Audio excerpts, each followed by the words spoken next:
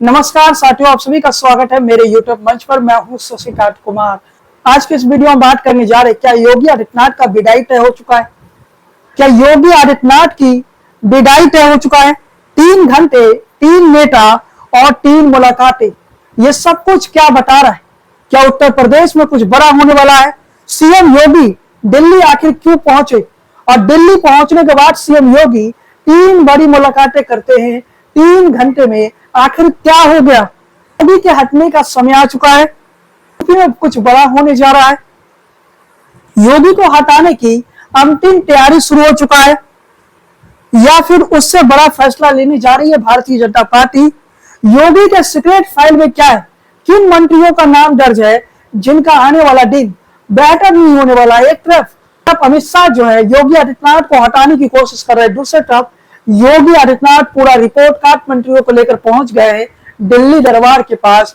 नरेंद्र मोदी, अमित शाह और भारतीय जनता पार्टी के राष्ट्रीय अध्यक्ष जेपी नड्डा के पास सीक्रेट फाइल लेकर योगी पहुंचे हैं, जिसके बाद देश की सियासत में आप कह सकते हैं कि भूकंप आ सकता है।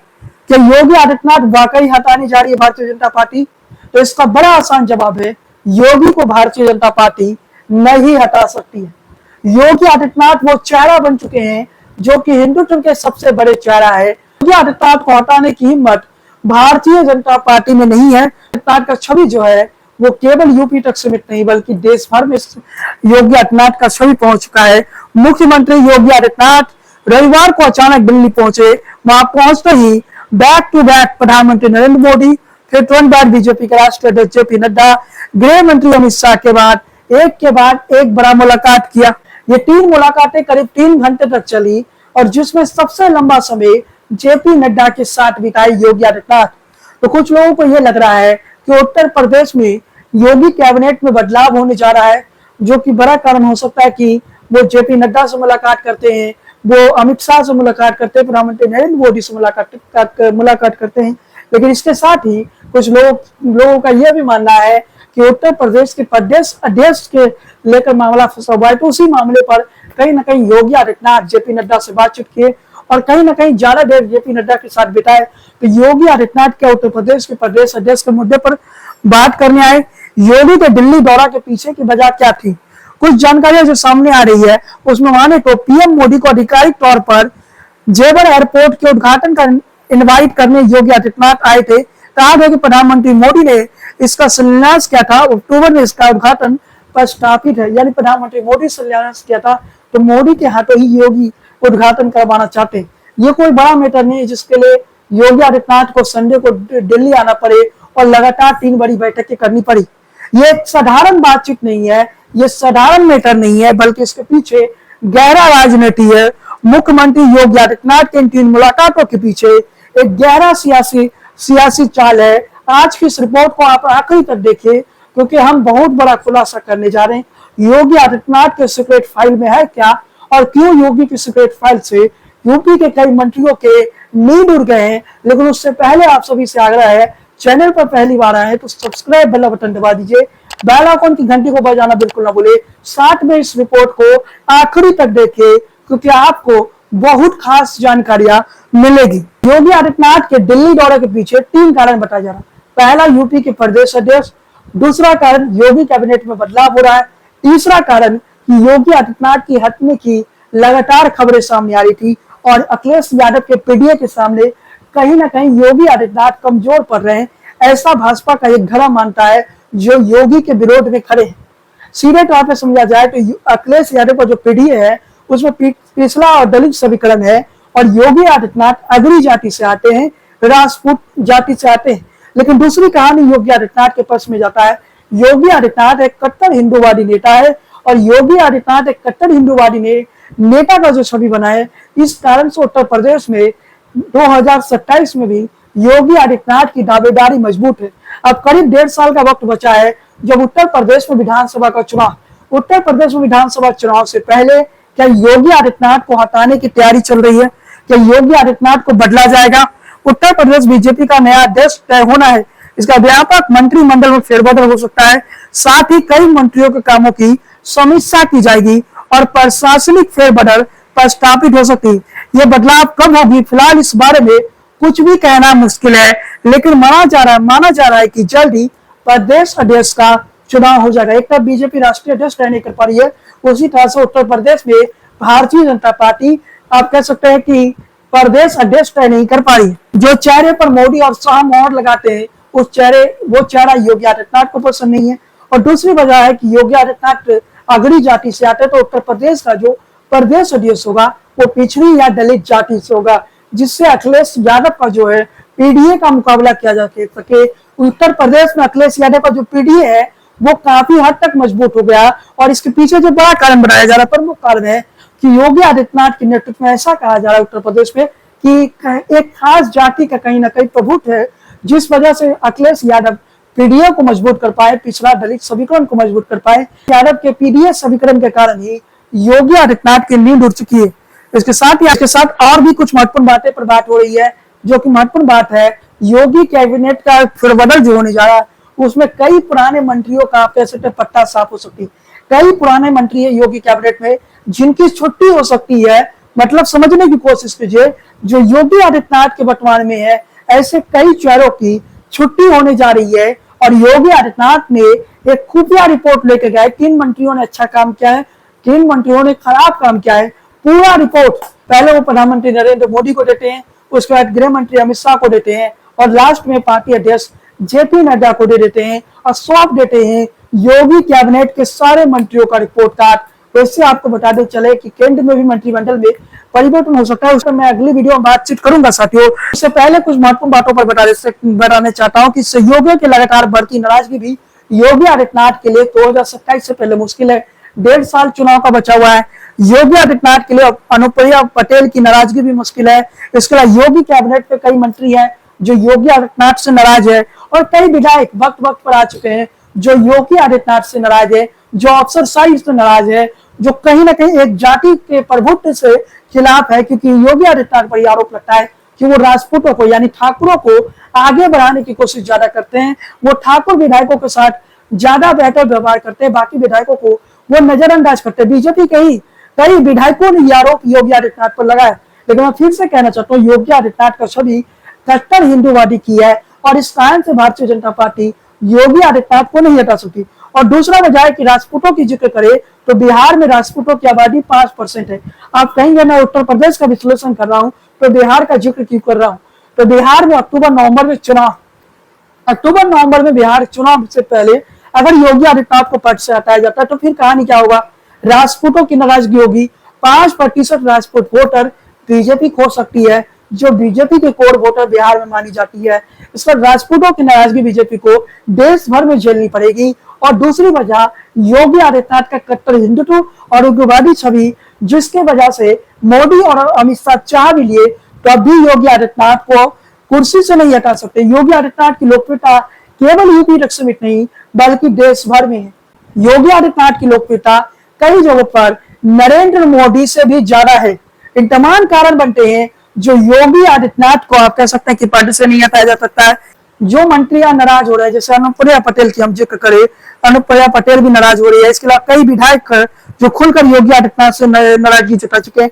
कई मंत्री भी अफसरशाही को लेकर अपनी बैठक को व्यक्त कर चुके हैं। हाल के दिनों में नंद गोपाल नड्डी, संजय निषाद, आसिफ पटेल जैसे मंत्री मीडिया से सार्वजनिक तौर पर बयानबाजी कर चुके हैं। ये वो मंत्री है जो योगी से नाखुश है, ये वो मंत्री है जो योगी आदित्यनाथ के अफसरों से नाखुश है। कहीं ना कहीं इनकी नाराजगी कैसे दूर किया जाए, इन बातों पर बातचीत हुई है। आदित्यनाथ के दौर में जो अफसर हैं, जिसे हम बिहार में कहते हैं ना कि नीतीश कुमार के अलावा किसी और की नहीं सुनती है, अफसरशाही किसी और की नहीं सुनती है, उसी प्रकार की कहानी उत्तर प्रदेश में योगी आदित्यनाथ के अलावा अफसर किसी की बात नहीं मानती है। इसके साथ उत्तर प्रदेश में नया प्रदेश अध्यक्ष बनाया जाएगा और संगठन को भी मजबूत किया जाएगा। नया संगठन का निर्माण किया जाएगा जो कि 2027 में बीजेपी को चुनाव में लेकर जाएगा। साल 2024 के लोकसभा चुनाव में बीजेपी को बड़ा ओबीसी और दलित वोट बैंक पार्टी के साथ खिसक चुका है। मतलब 2024 के लोकसभा चुनाव में दलितों का एक बड़ा वर्ग भारतीय जनता पार्टी का साथ छोड़ चुका है। ओबीसी का एक बड़ा वर्ग भारतीय जनता पार्टी का साथ छोड़ चुका है। अखिलेश यादव की शानदार जीत हुई 2024 के लोकसभा चुनाव में लगभग 37 सीटों पर, जबकि भारतीय जनता पार्टी 33 सीटों पर आ चुकी। 2024 का लोकसभा चुनाव कहीं ना कहीं एक परिणाम है जो योगी आदित्यनाथ की राजनीति को कमजोर करता है। इसके साथ ही बताते चले साथियों, दूसरे तरफ अखिलेश यादव लगातार अपने पीडीओ को मजबूत कर रहे हैं, लगातार अपनी राजनीति को मजबूत कर रहे हैं अखिलेश यादव। ऐसे में बीजेपी के सामने सांगठनिक और प्रशासनिक चुनौतियां तो बाहर खड़ी है और नाराज नेताओं का एक बड़ा समूह भी बीजेपी के सामने कहीं ना कहीं मुसीबत बन चुका है। दिल्ली के शीर्ष नेताओं के पास जो फीडबैक है, जो सर्वे है, आप कह सकते हैं इंटरनल सर्वे बीजेपी का, उसमें ओबीसी समाज की गहरी नाराजगी की बात आई है, जो योगी प्रशासन से खुश नहीं है, जो योगी आदित्यनाथ की सरकार से खुश नहीं है। दलितों की नाराजगी का जिक्र सामने आ रहा है, जो योगी आदित्यनाथ की सरकार से खुश नहीं है। और बीजेपी के शीर्ष नेता उन तमाम मुद्दों पर कहीं ना कहीं योगी आदित्यनाथ से चर्चा किए। बीजेपी का जो राष्ट्रीय अध्यक्ष का चुनाव होगा, उसके तुरंत बाद ही यूपी के प्रदेश अध्यक्ष का भी चुनाव तय हो जाएगा। इसके साथ ही बताते हैं, योगी आदित्यनाथ से प्रदेश अध्यक्ष के मुद्दे पर बातचीत हुई। ओबीसी समाज और दलितों की नाराजगी दूर करने के लिए ऐसी बात पर चर्चा चल रही है कि कोई ओबीसी समाज का नेता को प्रदेश अध्यक्ष बनाया जा सकता है।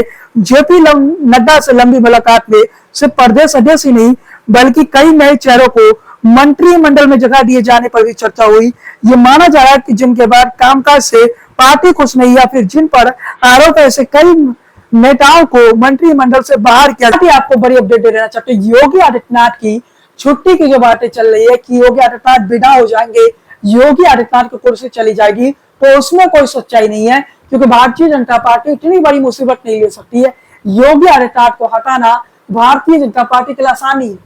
कोई मोहनलाल खट्टर नहीं है योगी आदित्यनाथ, या फिर कोई शिवराज सिंह चौहान नहीं है जिसे भारतीय जनता पार्टी हटा भी दे तो भारतीय जनता पार्टी उस नुकसान से बच जाए। योगी आदित्यनाथ जो है वो आप कह सकते हैं कि देश भर में हिंदुत्व की छवि है। योगी आदित्यनाथ के जो कार्यकर्ता है, योगी आदित्यनाथ के जो समर्थक है, वो कहते हैं उत्तर प्रदेश का गड्डी योगी आदित्यनाथ उसी दिन छोड़ेंगे जिस दिन नरेंद्र मोदी दिल्ली के गड्डी को छोड़ेंगे, यानी नरेंद्र मोदी की जगह योगी, यानी नरेंद्र मोदी की जगह योगी आदित्यनाथ देश के प्रधानमंत्री बनेंगे। योगी आदित्यनाथ के हाथ में एक फाइल दिखाई दी।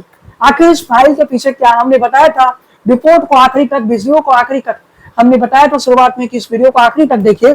उस फाइल में क्या चीज था, तो आपको स्पष्ट बताते चले कि उस फाइल में योगी आदित्यनाथ कैबिनेट के सारे मंत्रियों का रिकॉर्ड है। उस फाइल में और भी बहुत कुछ है। योगी आदित्यनाथ बहुत कुछ जानकारी इन तीन नेताओं को दिए हैं, तीन शीर्ष नेताओं को दिए, यानी नरेंद्र मोदी, जेपी नड्डा और अमित शाह को। इसके साथ ही नरेंद्र मोदी के साथ मुलाकात में उत्तर प्रदेश से जुड़े कई समस्याओं को भी योगी आदित्यनाथ ने रखे। उत्तर प्रदेश के लिए कई पैकेज के मांग भी किए यूपी के विकास के लिए। इसके साथ ही आगे बढ़ते हैं साथियों, उत्तर प्रदेश की योगी आदित्यनाथ जो है शनिवार से दिल्ली दौरे पर है। यहाँ उन्होंने प्रधानमंत्री नरेंद्र मोदी, केंद्रीय गृह मंत्री अमित शाह, भारतीय जनता पार्टी के अध्यक्ष जेपी नड्डा से मुलाकात की। ऐसे योगी आदित्यनाथ ने दिल्ली दौरे को अपने ट्विटर हैंडल पर लिखा कि शिष्टाचार भेंट है, यानी योगी आदित्यनाथ का ये ट्विटर अकाउंट को अगर आप देखेंगे, ट्विटर के पोस्ट को देखेंगे, तो वो शिष्टाचार भेंट की बात कर रहे हैं। लेकिन ये शिष्टाचार भेंट नहीं था, बल्कि उत्तर प्रदेश में पीडीए मजबूत हो रहा है, यानी अखिलेश यादव का पीडीए मजबूत हो रहा है। बीजेपी इस समय ओबीसी, दलित और पिछड़े वर्गों के वोटरों पर ध्यान केंद्रित कर रहा है, रणनीति बना रहा है। उत्तर प्रदेश में इस समुदाय की बड़ी संख्या है। कुछ लोग मानते हैं कि पार्टी के इन वर्गों को संदेश देने के लिए नेतृत्व में बदलाव कर सकती है। चूंकि केशव प्रसाद मौर्य ओबीसी समुदाय से आते हैं, इसलिए उनके नाम की चर्चा भी हो रही है। केशव प्रसाद मौर्य जो है ओबीसी समाज से आते हैं, उनके नाम पर चर्चा चल रही है। क्या यूपी में नेतृत्व परिवर्तन होगा? क्या योगी आदित्यनाथ हटेंगे? हमारा पिछला वीडियो देख लीजिए, जिस पर हमने बताया था कि अमित शाह अपने करीबी को मुख्यमंत्री बना सकते हैं। तो नेतृत्व परिवर्तन का जो बात है, ये हवा में नहीं बल्कि ये चर्चा भी आम सी है कि योगी को हटाकर किसी ओबीसी को बनाया जाए, किसी दलित को मुख्यमंत्री बनाया जाए। लेकिन ये संभव नहीं, फिर से मैं बता देना चाहता हूँ। इसके साथ चर्चाओं में जोर गर्म है। सीधे शब्दों में कहे तो योगी आदित्यनाथ को हटाना आसान नहीं है। जो चर्चाओं की बाजार गर्म है कि योगी को हटाया जा सकता है, और भारतीय जनता पार्टी की जो शीर्ष नेतृत्व है उनके पास अब वो हिम्मत नहीं बचा। आरएसएस का दबाव तो होगा, योगी आदित्यनाथ को अगर सुनने की कोशिश की तो आरएसएस की नाराजगी झेलनी पड़ेगी। और आरएसएस की नाराजगी की कीमत 2024 के लोकसभा चुनाव में भारतीय जनता पार्टी चुका चुकी है। आरएसएस की नाराजगी हुई और उसकी वजह भारतीय जनता पार्टी 240 पर सिमट गई। आरएसएस पर जेपी नड्डा ने कुछ टिप्पणी कर दी कि भारतीय जनता पार्टी को अब आरएसएस की जरूरत नहीं, नतीजा 272 से दूर हो गई। क्या फिर से वैसी परिस्थिति भारतीय जनता पार्टी के साथ ना जाए? योगी को हटाना बड़ा नुकसान करना कहीं ना कहीं मोदी शाह का बड़ा नुकसान हो सकता है। और दूसरी वजह है कि नरेंद्र मोदी पर 75 साल की उम्र होने के बाद आरएसएस का लगातार दबाव पड़ रहा है, और नरेंद्र मोदी हटेंगे तो आरएसएस की पहली पसंद कौन होगा? योगी आदित्यनाथ। खैर साथियों, आज की इस वीडियो को हम ये समाप्त करते हैं। चैनल पर पहली बार है तो सब्सक्राइब वाला बटन दबा दीजिए, बेल आइकन की घंटी बजाना बिल्कुल ना भूलिए। बने रहे हमारे साथ। जय हिंद, वंदे मातरम।